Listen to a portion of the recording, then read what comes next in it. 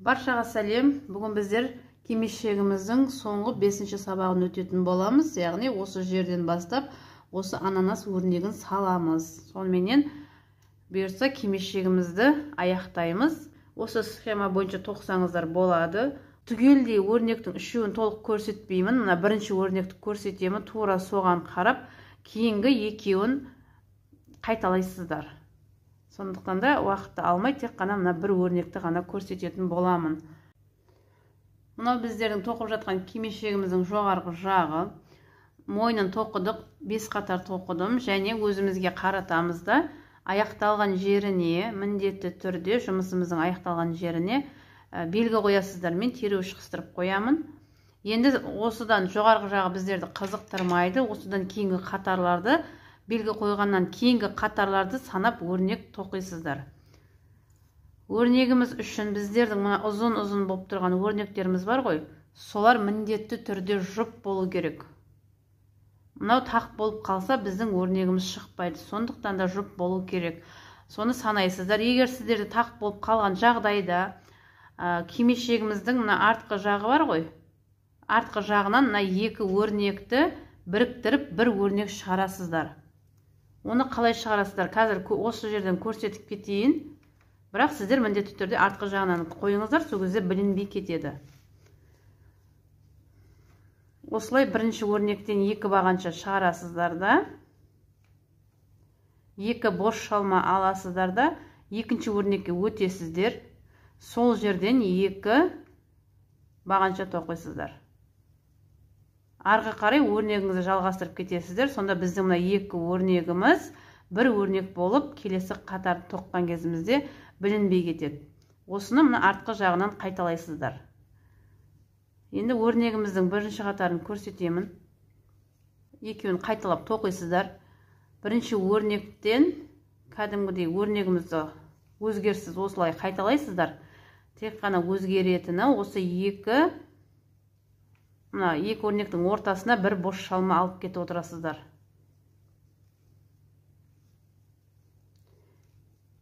Екі бағанша өрнегіміз аяқталды. Содан кейін бір бос шалма аласыздар да келесі өрнекке өтесіздер. Осылай әр өрнектің ортасынан бір бос шалма алып отырасыздар. Бір қатар тоққаннан кейін және тура осыны қайталап екінші қатарда тоқисыздар. Екі қатар тоқылғаннан соң өрнегіміздің үшінші қатарында тура солай өрнектің үстінен өрнекті қайталап тоқисыздар да, тек қана жаңа бір бос шалма алған жеріміз бар ғой, сол жерден екі бос шалма аласыздар. Яғни бір өрнектен соң бір екі бос шалма алып, осылай әр өрнектің ортасына екі бос шалма салып отырасыздар. Біреуін алдық да, тура осы жерден және екі бағанша тоқисыздар да, екі бос шалма аласыздар. Осылай әр өрнектің ортасына екі бос шалмадан алып бір қатар тоқисыздар. Өрнегіміздің төртінші қатарын көрсетемін. Бірінші өрнектің тұсынан тура солай өзгеріссіз осы өрнекті қайталайсыздар. Екі бағаннан кейін бір бос шалма аласыздар да. Соң үшінші қатарда екі бос шалма алдық қой. Енді төртінші қатарда үш бос шалма аласыздар. Және келесі өрнектен біздер екі бағаншадан кейін үш бос шалма аламыз. Және тура осы өрнектен екі бағанша тоқисыз. Бір, екі, және бір, екі, үш бос шалма аласыздар. Келесі өрнектен екі бағанша, бір бос шалма, және тура осы жерден екі бағанша аласыздар. Өрнегіміздің 5-ші қатарын тоқимыз. Бірінші өрнекті өзгеріссіз тоқисыздар.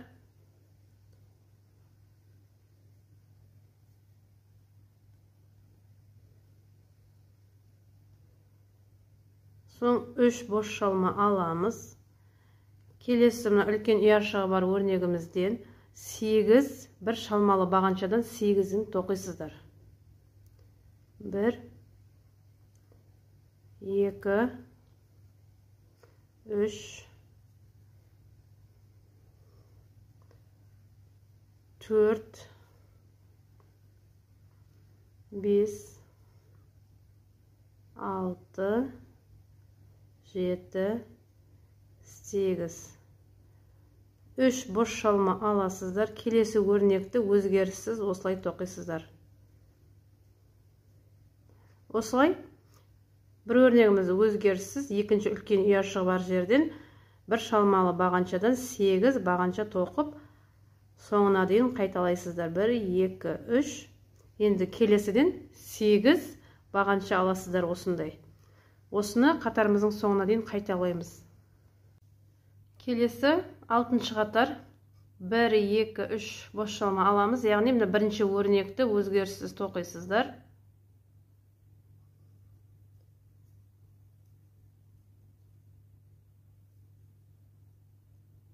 Соң 3 boş шалма аламыз. 1 2 3.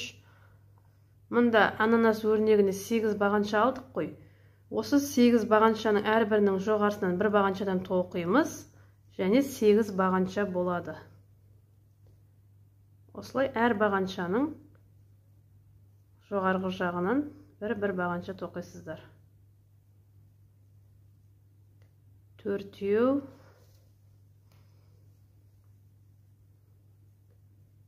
5 6 7 Менің 8-ші бағаншамыз. Соң 3 boş шалма аламыз. Келесі өрнекті өзгеріссіз тоқисыздар.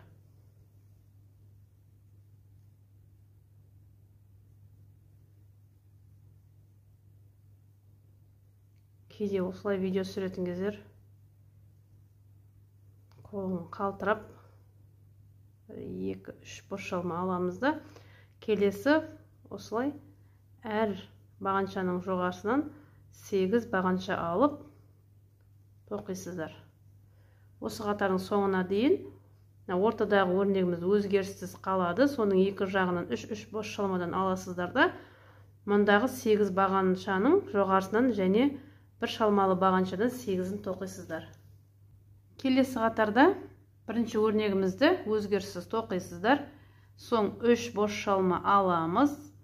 Және мұндағы бағаншамыздан, бірінші бағаншамыздан кейін жоғарыда ілмегі бар. Мінекей, осы жерге шалмасыз бағаншаменен осылай біріктіріп тоқисыздар. 1 2 3 boş шалма аламыз. Келесі ілмектен тоқимыз. Осылай өрнегіміздің әрбір жоғарғы жағындағы ілмектен тоқып, ортаға 3 boş шалма тоқып отырасыздар. Сонда өрнегіміздің соңында осы бір өрнектен бізден кішкене ұяшықтан, осындай ұяшықтардан бізге 6-ауы қажет. 6-ау пайда болу керек. 3 1 2 3 1 2 3 так 1 2 3 4 5 6 неке 6 осындай кішкентай ұяшықтар пайда болады. Және келесі өрнекті өзгеріссіз тоқисыздар. Осылай өрнегіміздің соңына дейін осыны айналдыра қайталап отырасыздар. Өрнегіміздің келесі қатарында мына өзгеріс тоқып келе жатқан өрнегімізге кішкене өзгеріс енгіземіз. Алғаш осылай 2 бағаншасын тоқимыз. Соң 3 boş шалма аламыз. 1 2 3. Және осы ұяшықтан 2 бағаншасын тоқисыздар. Алдыңғы қатарларда осы ортасынан 1 boş шалма алатын едік қой. Енді осы қатарда осы жерден 3 boş шалма алып отырасыздар. 3 boş шалма аламыз да, келесі өрнегіміз. Міне, мына өрнегімізде бізде осындай кішкентай 6 ұяшық пайда болды. Осы қатардан бастап бұлар қысқарып отырады да, әр қатарда бір ұяшықтан қысқарады. 6 ұяшық болса, осы қатарда біздерден 5 ұяшық пайда болады.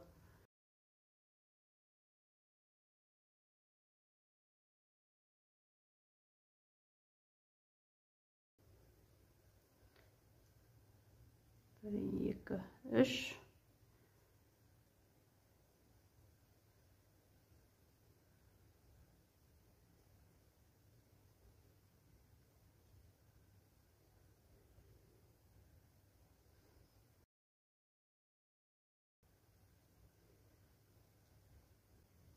Осыны осы қатардың соңына дейін қайталайсыздар. Өрнегіміздің 9-шы қатарын тоқимыз. Мына үлкен ортадағы ұяшыққа жұмысшы жібімізді алып келеміз. Осы жерден енді біздер келесі екінші ананас өрнегіміздің орнын шығаратын боламыз. Ол үшін алғаш 3 бос шалма аламыз да бір бағанша тоқисыздар. Соң бір бос шалма аламыз. Осы ұяшықтан және 2 бағанша тоқисыздар. Bir boş şalma alamız. Осы ұяшықтан енді тағы 2 бағанша тоқисыздар. Сонда бір ұяшықтан бізде 6 бағанша пайда болады. Соң 3 бош шалма аламыз. Ананас өрнегімізге келеміз. Бірінші ұяшығымызға шалмасыз бағанша арқылы тоқып, 3 бош шалма арқылы осылай әр ұяшықпен тоқып шығасыздар. Осы жерде ұяшық саны біздерде 4 болып қысқарады.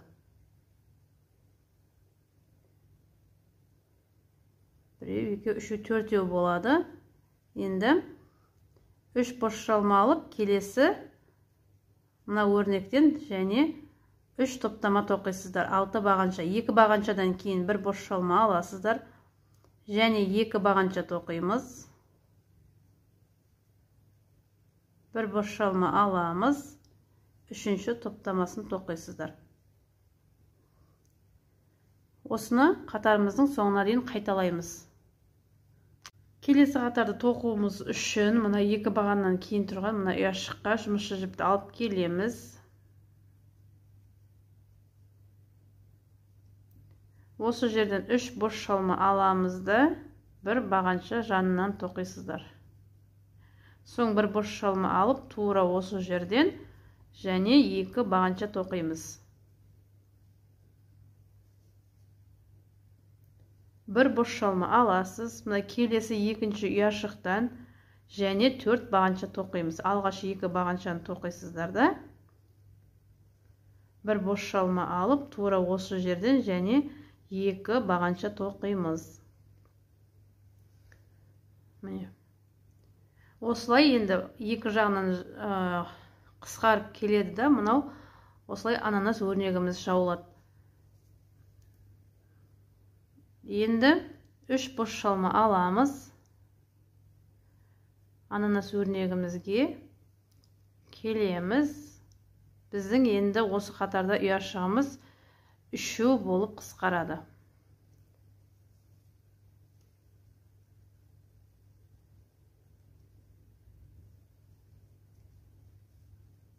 1 2 3 және келесі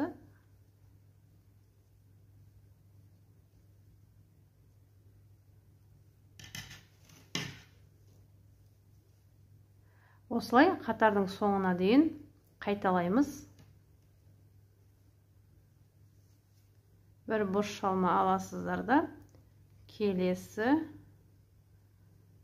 ұяшықтан да тура осылай 4 бағанша аласыздар. 2 бағаншадан кейін міндетті түрде 1 boş шалма алып отырамыз. Енді келесі қатарымызда мына 2 өрнек пайда болды ғой, соның біріншісінің ортасындағы ұяшыққа жұмысшы жібімізді әкеліп алдық. Осы жерден өзгеріссіз осы өрнекті қайталайсыздар.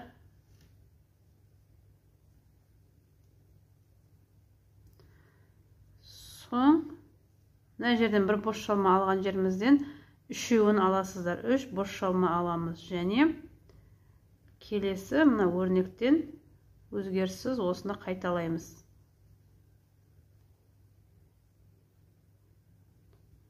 1 boş шалма алып, осы жерден және 2 бағанша тоқимыз. Осылай 2 өрнектің ортасынан 3 бағанша алып қайталай бересіздер. келесі қатарда сол жерден өрнек тоқитын боламыз. Енді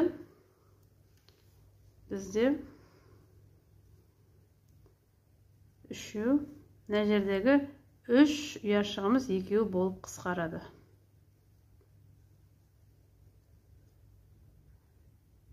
Осыны осы схема бойынша қайталап тоқисыздар.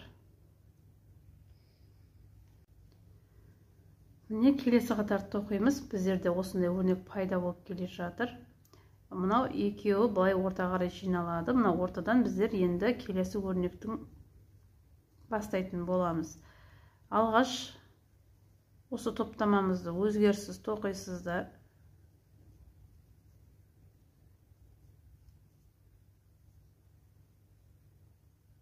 Соң бір бос шалма аламыз да, мына ортадағы 3 бос шалмалған жеріміз бар ғой, үлкен ұяшық. Осы жерден тура осындай және бір топтама тоқимыз. 2 бағанша тоқисыздар. Бір бос шалма аламыз. Осы ұяшықтан және 2 бағанша тоқисыздар.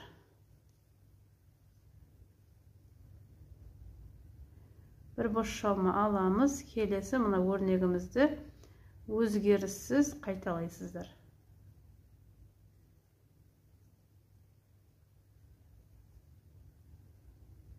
3 бос шалма аламыз. 1, 2, 3.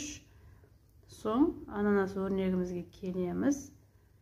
Бұйыртса бір 2 қатар қалды. Сонымен өрнегіміз аяқталады. 1, 2, 3. Яғни осыны қайталайсыз. Алғашқы топтамамызды тоқисыз. Өрнекті осылай бірінші топтамасын өзгеріссіз тоқисыз. Бір бос шалма аламыз. Келесі мына ұяшықтан тура осындай өзгеріссіз топтама тоқисыздар. 2 бағанша бір бос шалма аламыз. Асыққан кезде осындай болады. Және 2 бағанша тоқисыздар.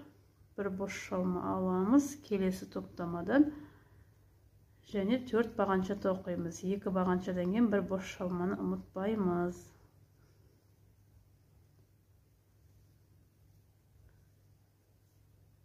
Осы қатардың соңына дейін осыны қайталайсыздар. Міне өрнегіміздің соңғы қатарын көрсетемін. Осыдан кейінгі қатарларды схемасын жіктеп видеоның соңында салатын боламын. Қараңыз. Бірінші топтаманы өзгеріссіз сол күйінде тоқисыз.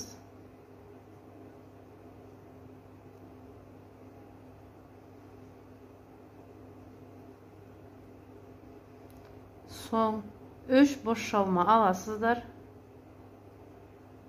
Екінші топтамамыз. Екінші топтамамызды да алғаш 2 бағаншасын тоқимыз. Ортаға 3 бос шалма аласыздар. Себебі келесі қатарда осы жерден екінші ананасымызды шығарамыз. 3 бос шалма аламыз. Және үшінші топтаманы өзгеріссіз тоқимыз.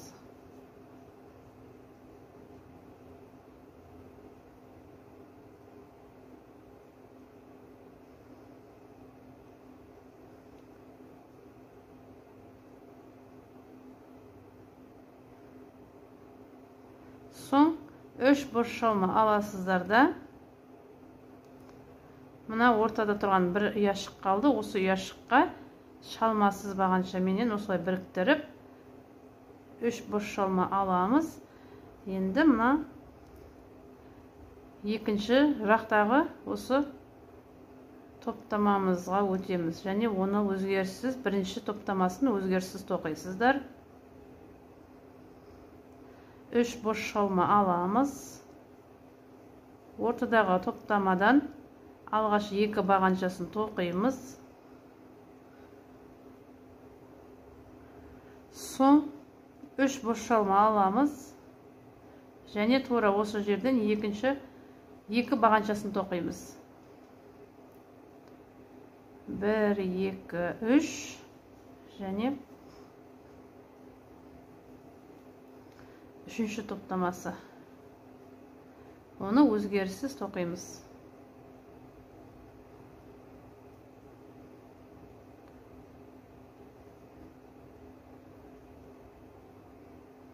осылай осы қатарды айналдырып тоқисыздар. Осыдан кейінгі қатарларды енді схемасын саламын. Міне бірінші ананасымыз осылай бізде аяқталады. Келесі қатарда міне осы мына 3 бағаншаның ортасынан 3 бос шалмалған жеріміз бар ғой, үлкен ұяшығы. Осы жерде мына ананас өрнегін осы жерден шығаратын боласыздар. Келесі қатарда өзгешеліктері тек қана мына біздер мына ананасы 8 бағаншадан тоқыдық қой. Келесі қатарда осы жерде 10 бағанша аласыздар ананас өрнегіне. Яғни осындай болып шығады сіздерде. Мұны біздерде алғашқысы 8 бағаншамен тоқыдық. Бірінші ананасымызды. Мынау екінші ананасымыз. Осыған тек қана 2 бағанша қосасыздар. Себебі 8 бағаншамен тоқи берсеңіздер прямой тоқылып кетеді да. Жауырындарыңыз жаппайды. Содан кейін тар болып тұрады. Мынау біздің бірінші ананасымыз. 8 бастан тоқылды. 8 бағанша алдық біріншісінде. Екіншісінде осының өзгешелігі осы жерден біздер 10 бағанша аламыз. 2 бағанша мынаған қосасыздар. Қоспасаңыздар прямой тоқылып кетеді да. Бұлай кең болып жайылмайды. Прямой тоқылады, келген кезде тар болып тұрады. Жауырынға жайылу үшін міндетті түрде 2 бағаншадан әр ананасқа қосасыздар. 10 бағанша қыласыздар. Үшінші өрнегінде осы 10-ға және 2-ін қосып 12 бағанша қыласыздар. Болды, осылай схема бойынша тоқи бересіздер.